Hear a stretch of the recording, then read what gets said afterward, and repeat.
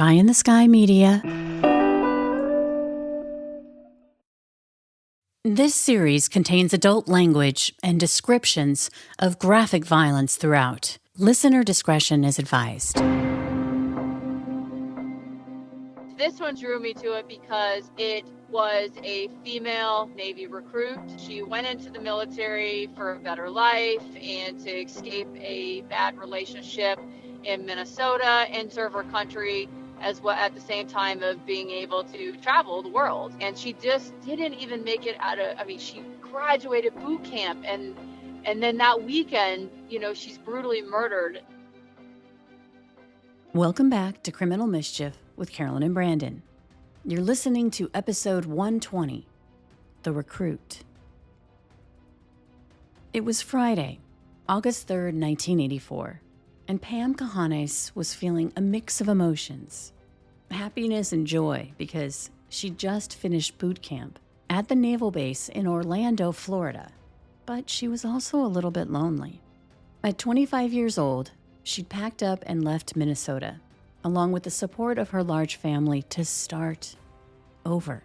And alone in Florida, it just hadn't been easy. Pam was one of the oldest recruits in her class, and she was shy and homesick. In fact, that weekend that she was in Florida, her family back in Minnesota were gathering for a family reunion, which was a huge affair because Pam was one of 8 siblings. Now, her relatives had offered to travel to Florida for her graduation that weekend, but Pam just didn't want them to have to take such a long trip, knowing that she had to report for duty the following Monday. She was like, "Don't worry about it. There's going to be plenty of opportunities for us to celebrate together."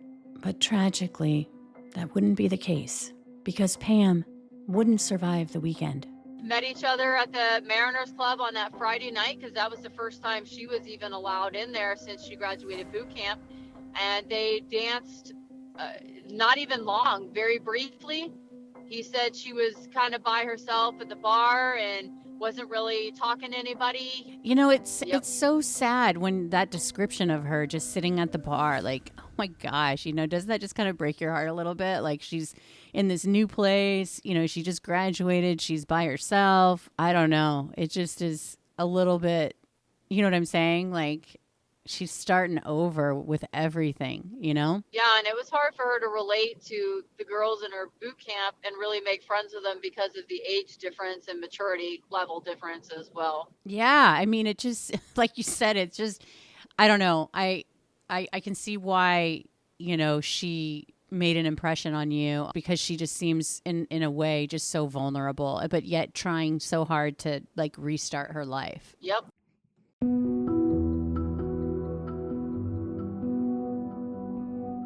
It would take more than 30 years and a dedicated cold case team to crack the case, which included Florida Special Agent Jen Spears. Now, Jen was a little kid when Pam Cahanes was murdered, but from a very young age, she always knew what she wanted to do when she grew up.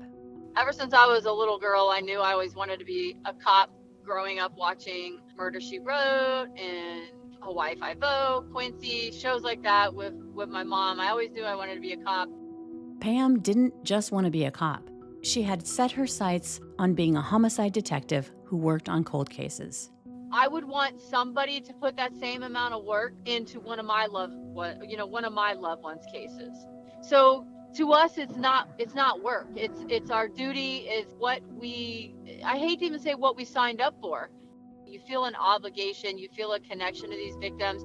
You end up feeling like you're part of their family before you're even so deep into the case that you know everything about the person. You already feel like you're part of this because you're talking with the family. You're talking with past people that knew her. You're talking with people that worked with her, or knew her from before she went into the military. And so you feel like, man, this is my friend and I need to solve her case. And truly, it was my honor to even be asked to be a part of this investigation.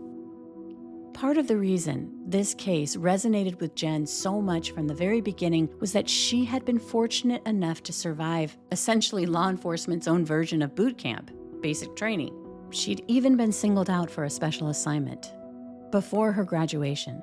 Once I got into, I would say high school age, I knew I wanted to work homicide and cold case investigations. And so when I was 22, I went into the police academy down here in Florida, and I got recruited halfway throughout the academy to go undercover in high school as a student. And so that's kind of how my career in law enforcement started, was undercover. Now, at this point in the interview, I had to pause. Because being recruited at 22 to go undercover as a high school student for an entire school year has literally nothing to do with this case. But I just had to know more. You had to stay and roll, all day. And then there was, some after hours things and stuff too. But, and then when you leave there at the end of the day, you switch roles back into your home life and, your real identity, if you will. So you didn't have to do homework, right? I did not do homework. Okay, good. Okay.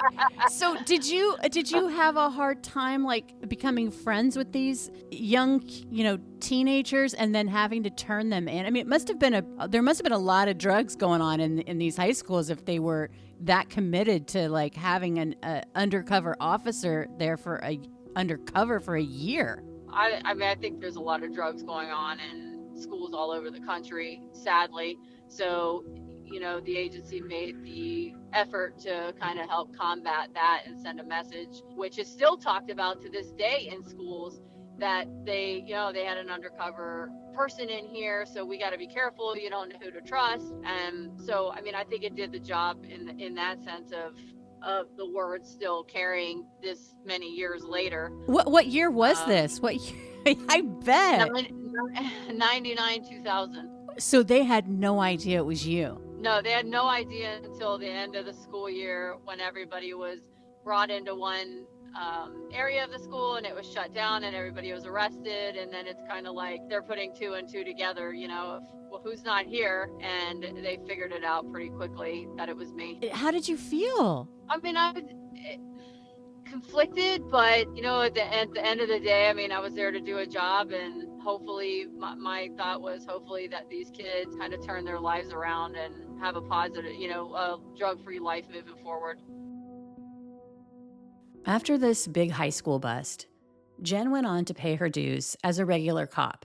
Couple years on road patrol, went into financial crimes for a couple years, and then 2005 is when I went into major crimes and worked all violent crimes to include homicides and cold cases, and quickly realized cold cases was kind of going to be where my passion was at. It was around 2009 that Jen learned about the Pamela Kahanis case, which at the time was being investigated by Bob Janes, a detective on her squad. He was working the Pamela Kahanis case already for several years at the time. And so I kind of got interested in it, just kind of asked him what was going on with the case and stuff like that. That's when Jen learned the details of Pam's murder back in August of 1984, how she'd moved from Minnesota to start basic training in Florida. Well, she was one of 8 kids. She grew up on a small family-owned farm in Stillwater, Minnesota. And from everything that I've been told from her family, it was a good home life. And she was very well loved and respected by her family. They were very proud of her and very proud of the fact that she went into the military to serve her country and supported her choice of doing that. Life in Florida hadn't been easy for Pam. And I had to give her credit, because most people that go into the military are 17, 18, 19 years old. And she went in, a little later in life and was the oldest one in the academy. And I know she met with, obstacles in that sense of being the oldest one in there and not being really able to relate to the younger girls and whatnot. But I had to give her credit for kind of starting over already in, the mid-20s, you're starting your life over in a sense. Part of her decision to join the Navy was to break free from a toxic relationship. It was a relationship that was just always putting her down and not letting her, kind of holding her back from leaving the small town life and doing anything. And it was one of those relationships that just kept sucking her back in. You just go back to the same person, realizing it's not a good relationship for you because they're tearing you down all the time. And so she felt that in order to leave this relationship, I got to leave this small town. I got to leave Minnesota. So Pam goes through this grueling 6-week basic training. That weekend that she graduated boot camp, they were having a family reunion back home in Minnesota, and she decided not to go home that weekend because it's like, it's only a weekend, and I'm, going to be starting my next schooling on the Monday, so I'll just come home after the next schooling graduation. And then the family was talking about coming to her graduation, and she said, no, that's fine. Don't worry about that. There'll be bigger graduations you guys can come to. And I have to get right back to work on Monday. So, that still kind of tears at me. Because it's like, what if you would have decided, if you would have decided to go home for that weekend, or if you would have let your family come for the weekend, we wouldn't be having this conversation. It was early Sunday morning, around 7 a.m. in Sanford, Florida, which is about 30 minutes north of Orlando. A man was driving through a neighborhood on his way to work. He abruptly stopped in front of a dilapidated home that was situated on a corner lot. From behind the wheel, he narrowed his eyes, focusing in on something in the side yard. It appeared to be a woman who was slumped over, almost as if she were kneeling in prayer, but it was hard to tell because the grass in the yard was so overgrown. Yeah, she was by that tree, just in the side yard. So as the gentleman turned the corner to go to work, he caught a glimpse of her. Concerned, the man parked his car and began walking toward the woman. He thought she might need medical attention.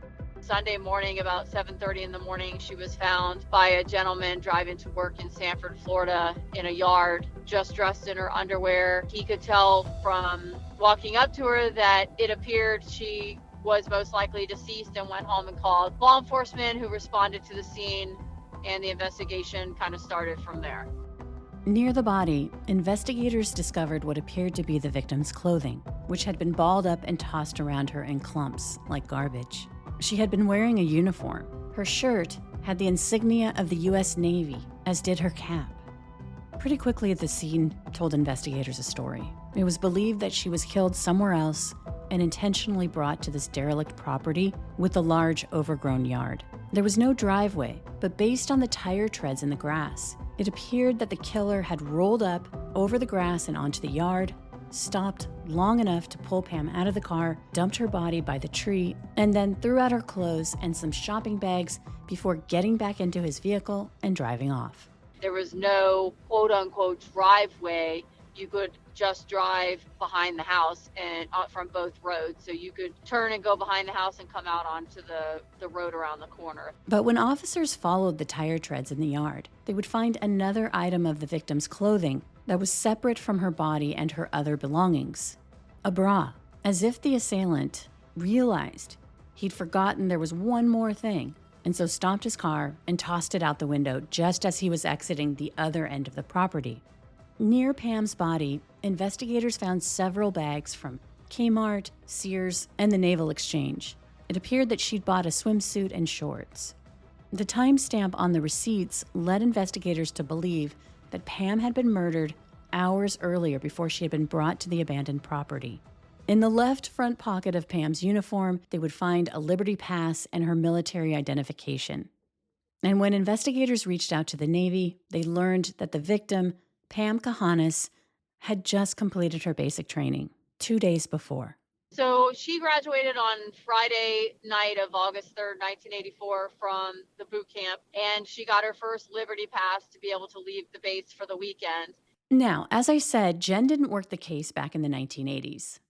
But she says that detectives burned the midnight oil investigating Pam's murder because from the beginning, they would run into a lot of roadblocks, which started with door knocking in the neighborhood.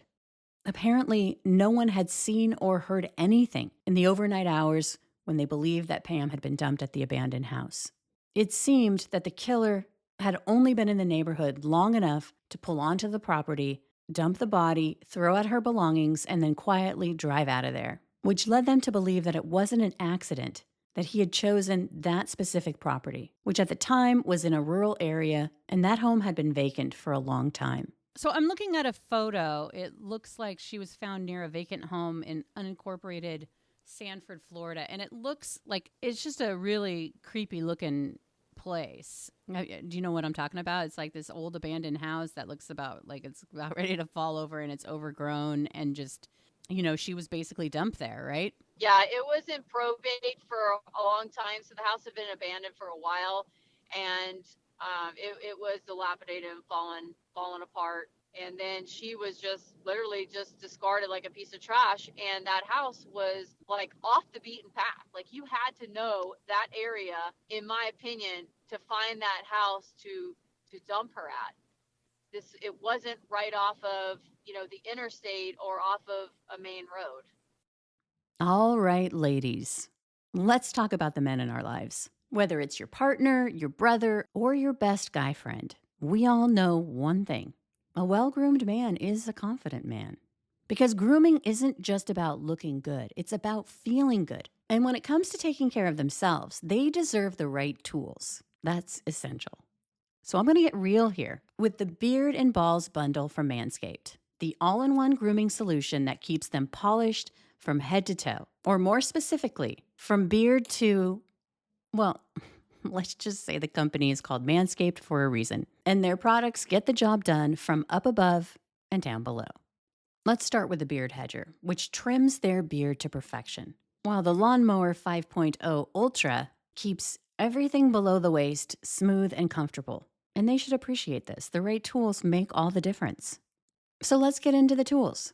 The Beard Hedger offers 20 adjustable settings, making it easy for him to achieve anything from rugged stubble to a clean, well-groomed look without the extra attachments. And the Lawnmower 5.0 Ultra comes with interchangeable foil and trimmer blades, so even sensitive areas get a smooth and gentle touch.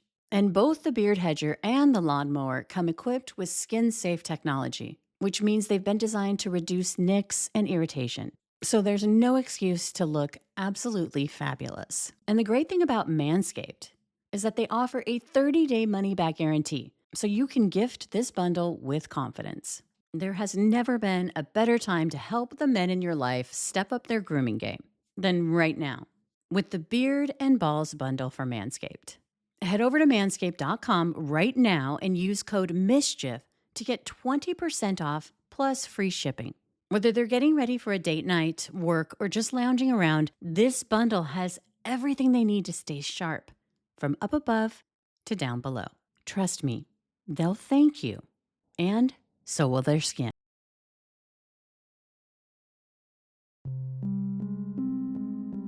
During Pam's autopsy, it was determined that her time of death was around 2 a.m. Sunday morning, based on the undigested food in her stomach, which meant when the guy driving past that house found her, she'd been dead roughly 6 hours.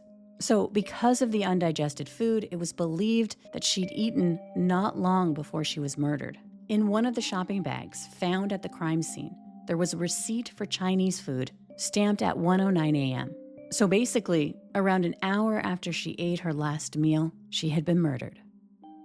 And what Pam went through was horrific. The results of the autopsy chronicled extensive bruising and claw marks on her neck, which made it clear that she had scratched herself trying to get the killer's death grip off of her neck as he manually strangled her to death. She had a broken hyoid bone, her nose was broken, she had some contusion of one of the eye orbital sockets, she was manually strangled as well, and she had some other bruises and scrapes on her, and then we believe she was sexually assaulted as there was semen found on her underwear. Investigators were also curious about a grease stain that was found on the pant leg of Pam's uniform. They believe that it could have come from riding on the back of a motorcycle because that same pant leg had also been rolled up, which meant they had to retrace Pam's steps on Friday and Saturday if they had any hope of finding her killer, which wasn't easy because many of Pam's fellow recruits had already been shipped out of the area. right after she was identified as a military enlistee, they went to the Navy base and interviewed probably close to 50 interviews that they did with classmates that may have still been there. So there was interviews being done in different parts of the United States by other NCIS agents because of people that had already left this base.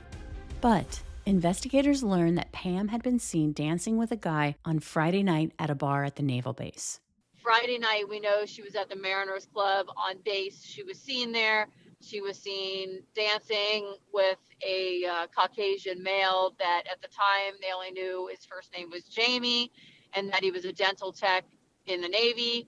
Other witnesses would say that they had talked to Pam on Saturday. On Saturday, she was seen by several of her classmates in different parts of right around the Navy base, different stores. She was shopping, or she was walking between one store back to the mall, or to the mall to one store, and told some of the girls, hey, she had intended on going to the Mariners Club, dancing again Saturday night.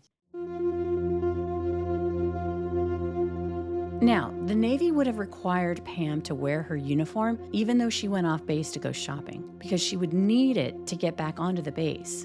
And it was very common for the military personnel to just walk to these stores and malls, especially because until they're considered, until they've gone through boot camp, they're not even allowed to have a vehicle there. So everything's pretty much they're doing walkable, they're walking anyway. Timestamps from the receipts found at the crime scene helped investigators create a timeline that matched what witnesses were saying. One receipt was for a swimming suit, which Pam had bought at around 3:15 in the afternoon. But there weren't any other receipts from 3:15 until her final receipt for her last meal at that nearby Chinese restaurant at around 1 a.m. And that Saturday night, she never made it back to the Mariners Club to go dancing. From what we can tell, she didn't make it there on Saturday night. And it was interesting. Remember that grease stain that investigators saw on Pam's rolled up pant leg, which had been found at the crime scene? And if you'll recall, witnesses claimed they had last seen Pam dancing on Friday night with the guy who was a military dental tech. Well, they found out he had a motorcycle. A couple days after Pam's murder, investigators reached out to Jamie Bowers. They said they wanted to talk to him, but they didn't tell him why. And when they sat down with him, he immediately asked if he was being interviewed because of the recruit who had been found dead. They interviewed him probably the second or third day, maybe after Pam was found. During this interview, before police even had time to ask him about how he knew Pam, Bowers started sharing that he believed she'd been murdered. He speculated that Pam probably went out with someone who had made sexual advances toward her, which she turned down before he started attacking her. He even estimated how far away from the road that she may have been found, which was spot on to where she had been found. He wanted to basically give his thought process of what had happened, so that made the detectives at the time suspicious because it sounded like it could have been exactly what had happened to her. The details were uncanny. And why was he speculating on what happened to a girl that he claimed he didn't know? The way he was acting prompted them to dig deeper into his background, and what they would trudge up didn't look good for him. And his alibi wasn't great. He said he was home with roommates who wouldn't corroborate his timeline. His roommates could account for him up until like midnight on Saturday night, but not after that. They weren't sure if he went out after they went to bed or not. It's fair to say he was the primary suspect and at times maybe the only suspect for periods of time throughout the investigation. Investigators contacted Bowers a couple of days later. They asked him to come down to the station for an official interview, which he refused and asked for a lawyer. You know, my co-host and I are always kind of laughing about this in like gallows humor, but like whatever you do when you get interviewed by the police, don't act weird. And you said that he was acting very strange. Do you feel comfortable, kind of talking a little bit about that from your perspective, like why you guys were so hot and heavy on this guy? Well, because they'd been able to determine that she had danced with him on Friday night, so a night and a half, day and a half before she was found. And then when they talked to him, he said, well, he kind of offered, he started talking about how, I've wanted to be military police, and I'm still thinking about doing that, and here's what I think happened to her. He told the detectives back at the time that he thought she went out on a date with somebody and they started maybe messing around or about to have sex. She decided she didn't want to do it and tried to get away, but the guy ended up raping her, and she got up and tried to run and only got so far before he got on top of her and strangled her and then dumped her. And they're thinking, wow, that sounds like it's potentially exactly what could have happened or close to. That's interesting. And so then they asked him for, I think it was the following day, they went back and asked him for his fingerprints, and he refused to give them and wouldn't talk to them anymore and said he had gotten an attorney. He did himself no favor, and he put himself on their radar from early on in the investigation, within the first couple days. When you're going into an interview like that, like what do you guys want from people who are actually innocent? Like, just for them just to tell you, just because, like, it is hard to think about. Like, I think about all the different nervous things that I do when I'm completely innocent of things, but I could appear guilty. And so it's like I said, we've talked about it a lot. Are there just specific things that people do? Is it just your gut, or just like, you talk to so many people? Like, I don't really know what my question is. It just seems like you said, he wasn't doing himself any favors. And it just comes down to like a personality type of like, him not thinking about it, or him getting too comfortable, or everybody's different. So it's hard to say that, but I think somebody that's innocent, we would like for them to say, absolutely, I had no involvement in this. I will help you however I can. What do you need from me? You need DNA? You need fingerprints? You need a statement? Absolutely. I'll give you whatever you need so you can clear me and you can move on to finding the person that's really responsible. Shut down, it definitely raises our suspicions. So, even though they had a pubic hair and a semen stain from her underwear, this is 1984, before advanced DNA technology, which meant they were no closer to solving the case. That time again, there's no DNA to do any comparison on, and he certainly wasn't admitting any guilt to it, any guilt at all to it. So it kind of went cold. But for Pam's family, losing her, it was a wound that time could never heal. But they did remain vigilant. They wanted Pam's murder to be solved. They wanted justice for her. But the family is absolutely amazing and has fought to keep Pam's name alive and to keep her case alive and to let the detectives over the years know, hey, we're here. We love Pam, we miss Pam, and we're not going away. We're here. We care about her. We care about her case, and we want you guys to keep working it and try to solve this case. Which meant they would never give up on helping police find her killer in any way they could.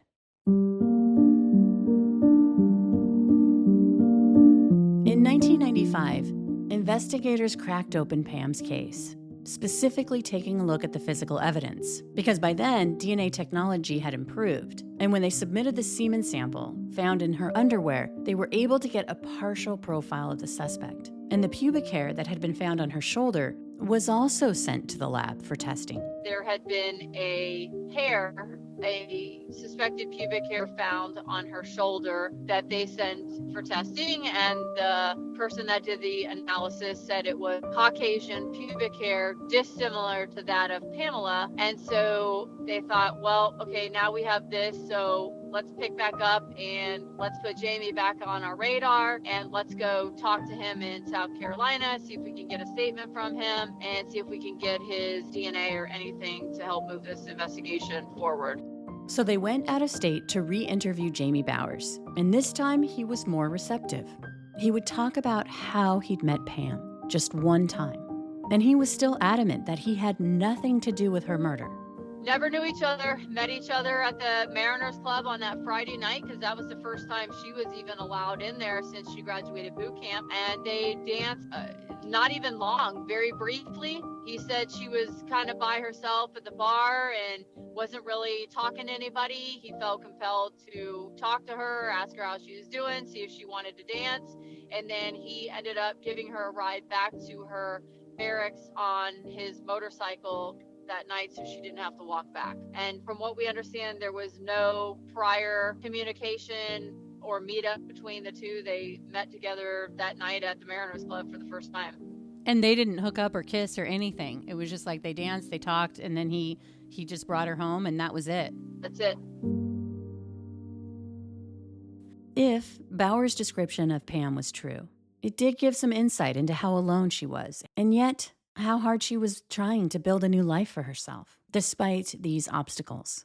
You know, it's so sad when that description of her just sitting at the bar, like, oh my gosh, you know, doesn't that just kind of break your heart a little bit? Like, she's in this new place, you know, she just graduated, she's by herself. I don't know. It just is a little bit, she's starting over with everything. Yeah, and it was hard for her to relate to the girls in her boot camp and really make friends with them because of the age difference and maturity level difference as well. Yeah, I mean, it just, like you said, it's just, I don't know. I can see why, you know, she made an impression on you, although, of course, all the cold cases do, just because she just seems, in a way, just so vulnerable, but yet trying so hard to, like, restart her life, you know? Yep. When they interviewed Bowers, not only would he give more information about his connection to Pam, but he also provided samples. He agrees to go with them to the hospital where he gives pubic hair samples as well as blood. And that was about it. They took his statement, took his blood, pubic hair, and went back to Florida with that in order to see if they can do a one-on-one comparison to determine if the unknown DNA profile that was on her underwear was a match to Jamie Bowers. And was it? It was not. At this point, Jamie Bowers had been their prime suspect for more than 10 years. But even though his DNA was not a match for the biological samples, and despite there not being a shred of physical evidence tying Jamie Bowers to Pam's murder, investigators were still convinced that he had somehow played a part in her murder. Still very much top of the suspect list even after that comparison was made. Because, like, maybe you're thinking there were two people. Right.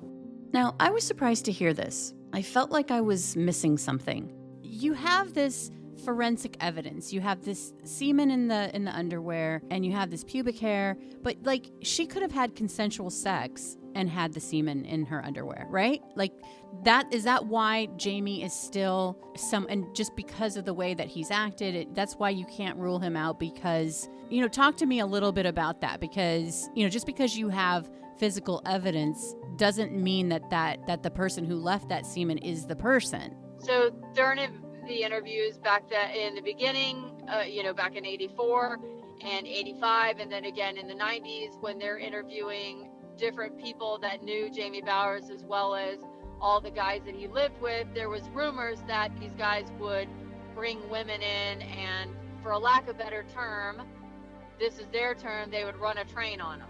And they would take turns having sex with these women, and that this was a frequent thing in this house where all these guys lived. So the thought was, okay, well, if he's not the one that left the pubic hair on her, maybe one of his other roommates did, or maybe this was a big party and somebody else left it there, but we still think Jamie's involved because of his odd behavior from day one when he got interviewed and his perception of what had happened. Even though Jamie Bowers is still at the top of their list, without any physical evidence linking him to the case, and because they only have a partial profile from the biological sample found in her underwear, they don't have anything to move forward with. So the case goes cold again.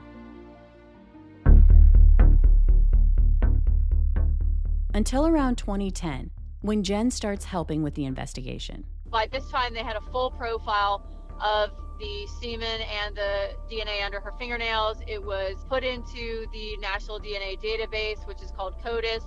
It did not match anybody that was in there, so now we're on a mission to find out whose DNA this is.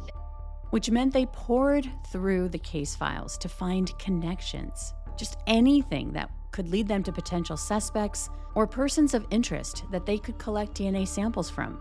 And they started putting together a theory based on what they knew about Jamie Bowers. Through witness interviews, they'd learned that it was very common for male dental techs to troll graduating recruits. It was a habit for the male dental techs to basically stand there when these women are graduating and being like, hey, we know you've been cooped up here for months without being able to get off the base, and no alcohol and no fun and no sex, and we're here to offer all of that to you, and would take these women out. So they started focusing on the dental techs from early on in the first place. But Orlando was the it was the training school for the dental techs, so there was a lot of dental techs. I think over 200 dental techs in Orlando at the time, in training in 3 different areas of the base that they were housed in and that they were working. But because of that, we started, let's start taking DNA from all the male dental techs.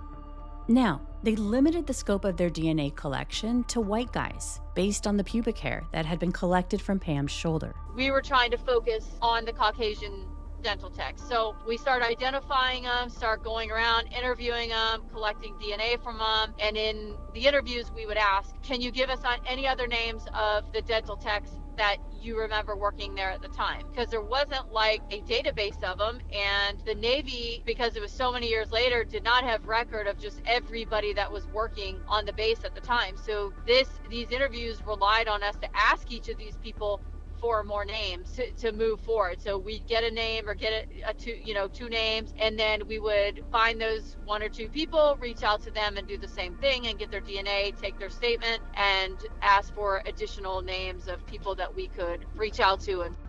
Meantime, Jen is working every angle, poring over the case file for any details to follow up on and looking at any new technology opportunities to help them find the killer. I think it was like 2015, a new technique called Snapshot by Parabon Nanolabs, and they could basically take the DNA and try to give you a representation of what your suspect looks like, right? To face shape and skin color and the tone, and do they have freckles? How about your hair color, your eye color? And as we were hearing about this, we were reached out by the military's lab in Atlanta saying, hey, why don't you guys talk to this Dr. Colleen Fitzpatrick with Identifinders, talk to her, and she can take the YSTR from your DNA profile and maybe give you a surname or maybe an area at least of where the suspect came from.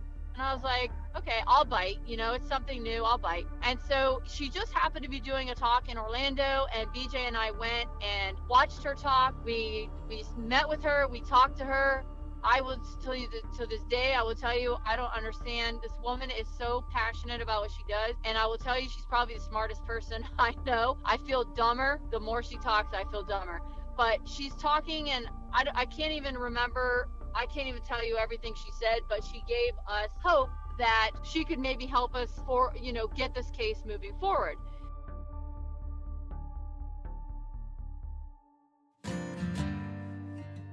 Next time on Criminal Mischief, Part 2 of The Recruit, an inadvertent Trojan horse. That pubic hair. They would find out, all these years later, it didn't come from a white male. I'll never forget, I was at Home Depot with my husband trying to hold up wood while he's cutting it, and she calls me. I get this phone call from her, and she's going on and on, and she's super excited, and then she says, okay, so your suspect comes from, I think she said Western Africa, and he's going to be an African-American male. I was like, what? She's like, yeah, you're looking for an African-American male. And I said, no way. Up next, Criminal Mischief bonus content. So stick around. Here, my co-host Branden Morgan and I discuss the case in more detail. And as always, thanks for listening. From Cloud 10, Criminal Mischief is a pie-in-the-sky production recorded in the beautiful Pacific Northwest. We're produced by Branden Morgan and myself. Music by Soundstripe. I'm Carolyn Osorio, your writer and host.